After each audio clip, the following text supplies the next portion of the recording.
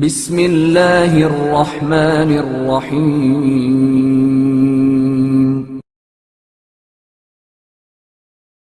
کنجوس کا فیصلہ۔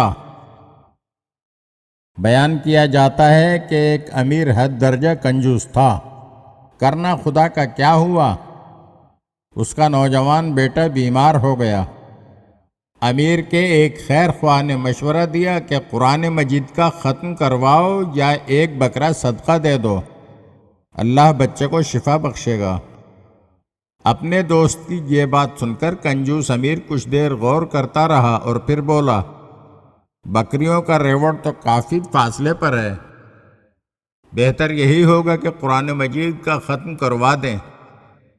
دوست نے کہا، تو نے صدقہ دینے کے مقابلے میں قرآن مجید ختم کروانا اس لیے پسند کیا کہ اس میں کچھ خرچ کرنا نہیں پڑتا، روپیہ تو تجھے جان سے زیادہ پیارا ہے۔ اگر راہ خدا میں مال دینے کی ضرورت ہو، بدل اس کا نمازیں اور تلاوت ہو نہیں سکتی۔ جو ہیں کنجوس چمڑی دیتے ہیں دمڑی نہیں دیتے، مفید ان کے لیے کچھ یہ تجارت ہو نہیں سکتی۔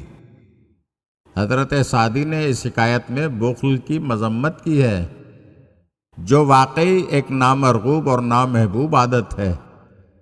اگر غور کیا جائے تو مسلمانوں کے زوال کا ایک بڑا سبب یہ بھی نظر آئے گا کہ انہوں نے عملی عبادت اللہ کے راستے میں جہاد کرنے اور مال خرچ کرنے کے مقابلے میں قولی عبادت کو سب کچھ سمجھ لیا۔